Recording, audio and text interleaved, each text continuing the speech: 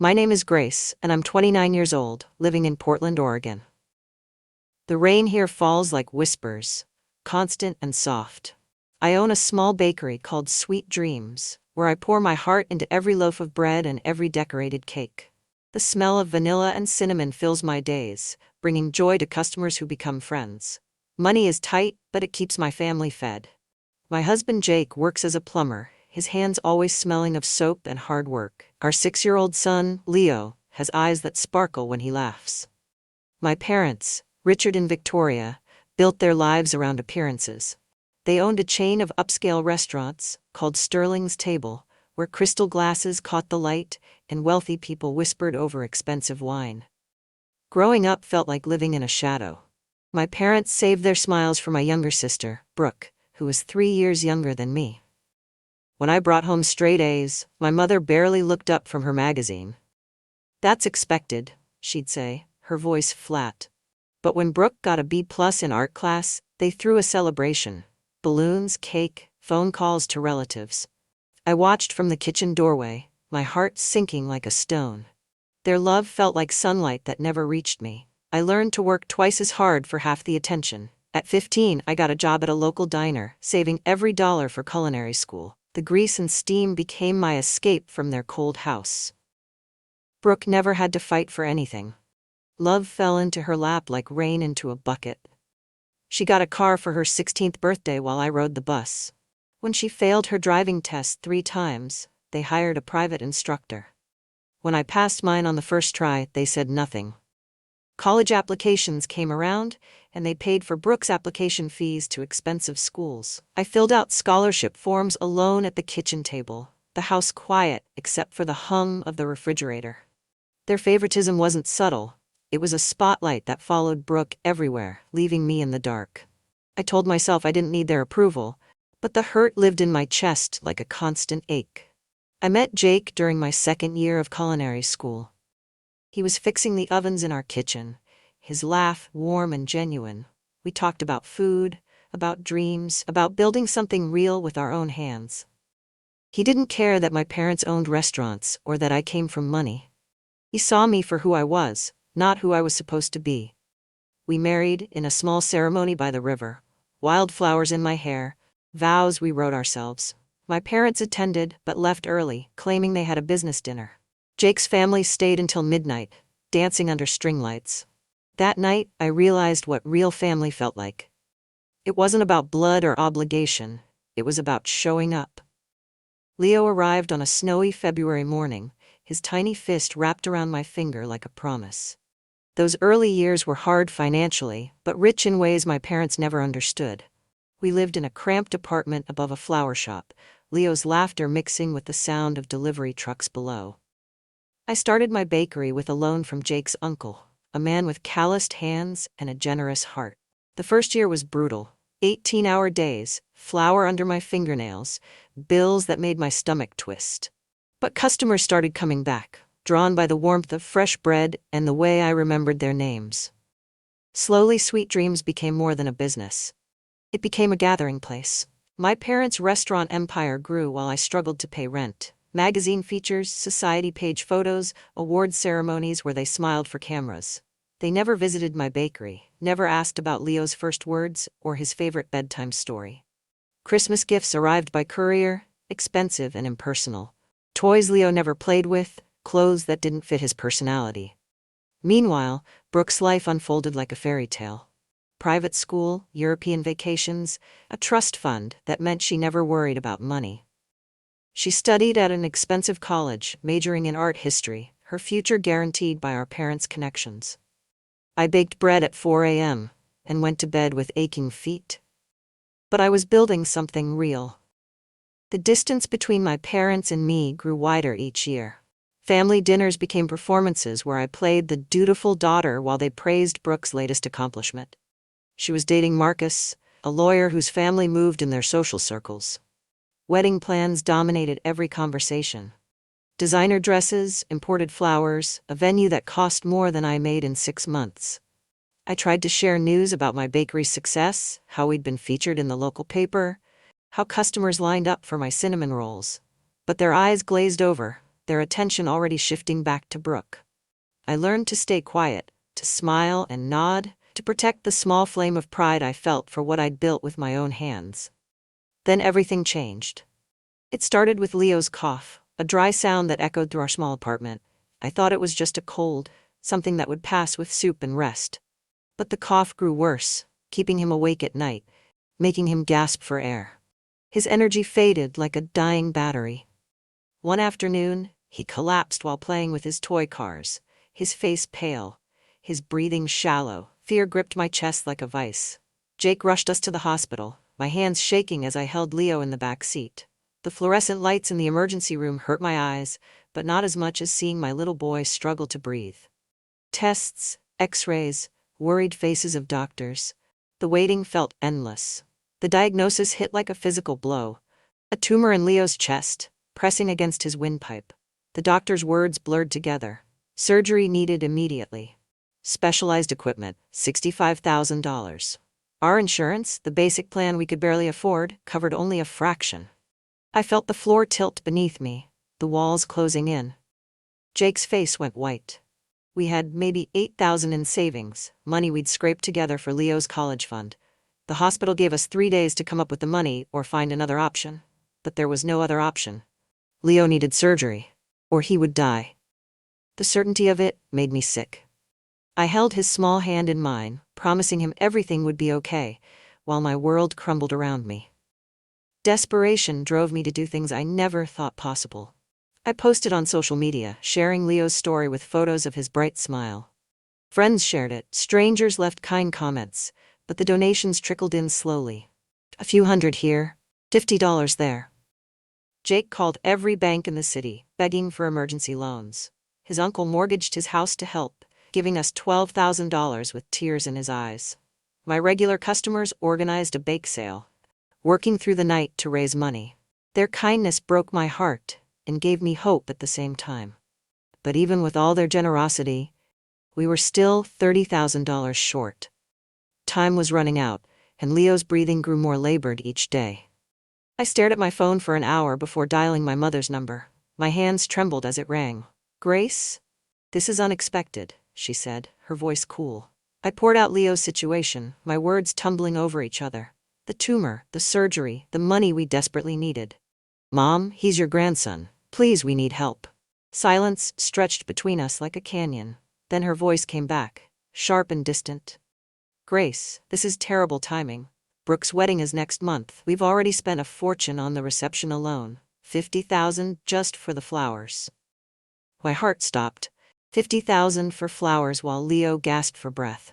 "Mom, this is about Leo's life." Her tone didn't change. "I'm sorry, but we simply can't help right now." The phone call with my father went even worse. He didn't let me finish explaining before cutting me off. "Grace, you chose this life when you married that plumber. You chose to live paycheck to paycheck instead of using your education properly. This is the consequence of poor planning." His words hit me like slaps. "Dad, Leo might die without this surgery," he sighed, annoyed. "You're being dramatic. Children get sick all the time. Figure it out like everyone else does." I hung up and sobbed in the hospital bathroom, my body shaking with rage and heartbreak. These people, who called themselves my parents, would rather spend money on party decorations than save their grandson's life. I felt hollow, like something inside me had died along with my last hope. But I wasn't done fighting. The next day, I drove to my parents' mansion, Leo's medical records clutched in my hands. The circular driveway was packed with expensive cars. Through the windows I could see Brooke's wedding rehearsal in full swing. Laughter and music drifted out while my son lay in a hospital bed, fighting for each breath. I walked through the front door without knocking. The house sparkled with white roses and gold ribbons. Brooke stood in the center, radiant in her wedding dress, surrounded by bridesmaids taking photos. My parents glowed with pride, champagne glasses in their hands. The scene felt obscene. All that joy while Leo suffered. I marched up to my mother, my voice cracking but determined. "Mom, I need 5 minutes." My mother's face hardened when she saw me. "Grace, this is Brooke's day. Whatever this is about can wait." I thrust Leo's medical records at her, my hands shaking. "Read these. Your grandson needs surgery in 2 days or he dies. I'm begging you to help save his life." The room went quiet, conversations stopping as people stared. My mother glanced at the papers, then at the guests watching us. Her voice dropped to a hiss. "You're embarrassing me. How dare you bring this drama to Brooke's wedding?" I looked around the room at the thousands of dollars spent on decorations, at the ice sculpture melting in the corner, at my sister's designer dress that cost more than most people's cars. This isn't drama. This is your grandson's life. But my words fell on deaf ears. Brooke stepped forward, her face twisted with annoyance. "Seriously, Grace? Today of all days? You couldn't wait one more week?" I stared at her, my sister who I'd protected and loved despite everything. "Brooke, Leo could die. Does that mean nothing to you?" She shrugged, adjusting her veil. "Kids get sick. It's not my problem you can't afford proper health care." Marcus, her fiancé, laughed. "Maybe if you'd made better life choices, you wouldn't be in this situation." The room felt like it was spinning. These people, my family, were talking about Leo like he was an inconvenience. My father appeared beside my mother, his face red with anger. "Grace, leave now before you ruin everything. We won't be manipulated by your poor planning." I stood there, surrounded by wealth and coldness, holding medical records that might save my son's life. I walked out of that house with my head high, even though tears streamed down my face. In the car, I called Jake, my voice breaking as I told him what happened. They said no, they're spending more on flowers than we need for Leo's surgery, and they said no. Jake was quiet for a long moment. Then his voice came back, steady and strong. "We'll find another way. We don't need them. We never did." His words wrapped around me like armor. That night, something shifted inside me. The part of me that had always hoped for my parents' love finally died. In its place grew something harder, more determined. I would save my son without them. I would build a life so successful that their rejection would become irrelevant. Jake's parents, Mary and Tom, arrived the next morning with a suitcase and red eyes. They'd driven all night from Seattle. "We sold the house," Mary said, her voice steady despite her tears. "It was paid off, and we got $48,000 for it. That should cover Leo's surgery."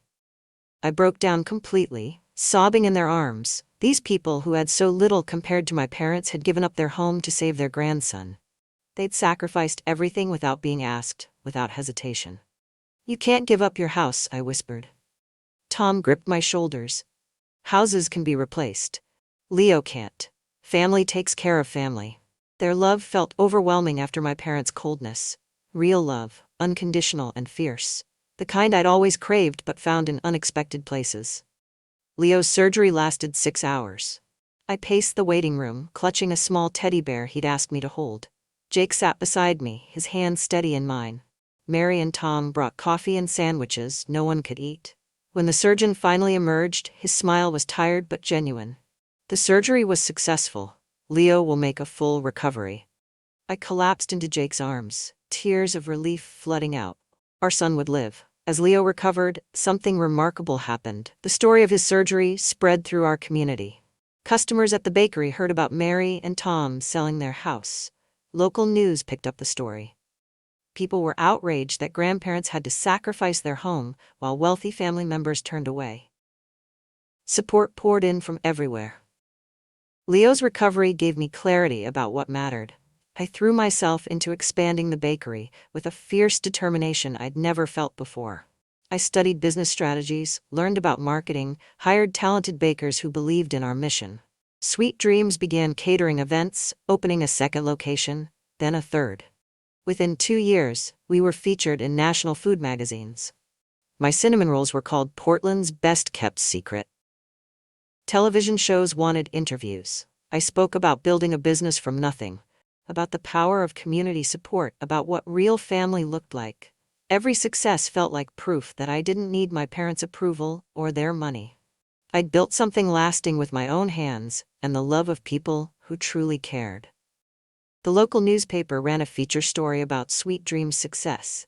The headline read, "From Tragedy to Triumph. Local baker builds empire after family abandonment."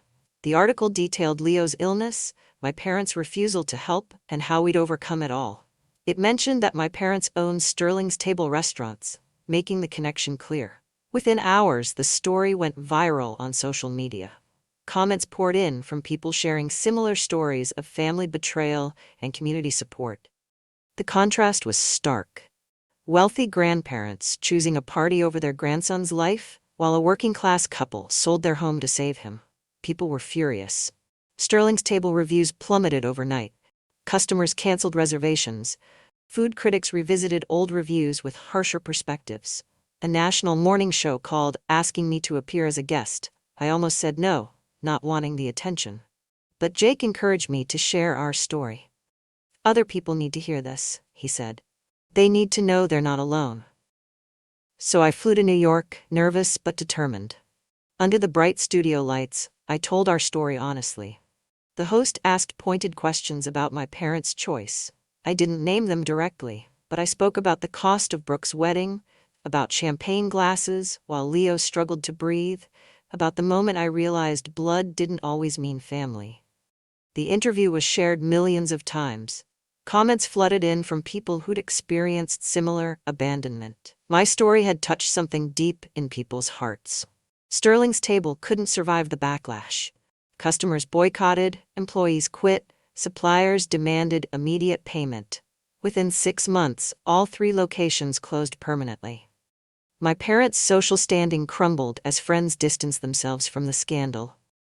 Brooke's wedding was canceled when Marcus's family withdrew their support, not wanting to be associated with the controversy. She called me, screaming accusations. "You destroyed my life. Everything I worked for is gone because of your stupid interview." I listened calmly, then hung up.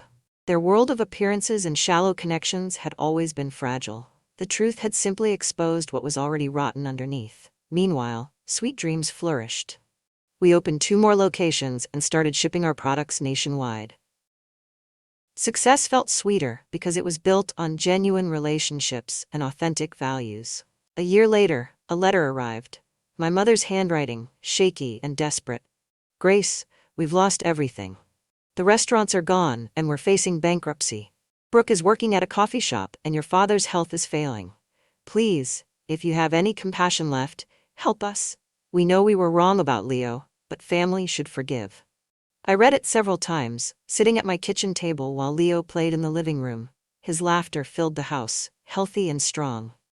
I thought about that night in the hospital, begging for help while they worried about flowers. I thought about Mary and Tom's empty house, their sacrifice made without hesitation.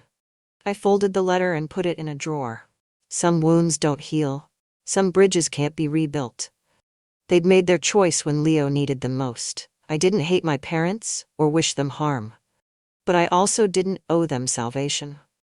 They'd taught me that love was conditional, that family was about convenience and appearances. Mary and Tom had shown me different. They'd proven that real family chooses you every day, especially when times are hard. Leo grew stronger each month, his laugh bright and infectious. Jake and I renewed our vows on our 10th anniversary, surrounded by people who'd supported us through everything. Mary and Tom lived in a small apartment now, but they had dinner with us twice a week. Their sacrifice had saved Leo's life and taught us all what true love looked like. My parents had given me money and privilege, but Mary and Tom had given me something more valuable, an example of unconditional love. Today, Sweet Dreams has 12 locations across 3 states. Leo is 8 now, healthy and curious about everything. He helps in the bakery sometimes, his small hands kneading dough beside mine. Jake manages our business operations, his steady presence keeping us grounded. Mary and Tom are Leo's favorite babysitters, filling his life with stories and laughter. I think about my parents sometimes, wondering if they understand what they lost. Not just their businesses or their money, but the chance to know their grandson, to be part of something real and lasting. I don't feel guilty about not helping them. They made their choice when they valued appearances over life itself. I made mine when I chose to build a family based on love, not blood.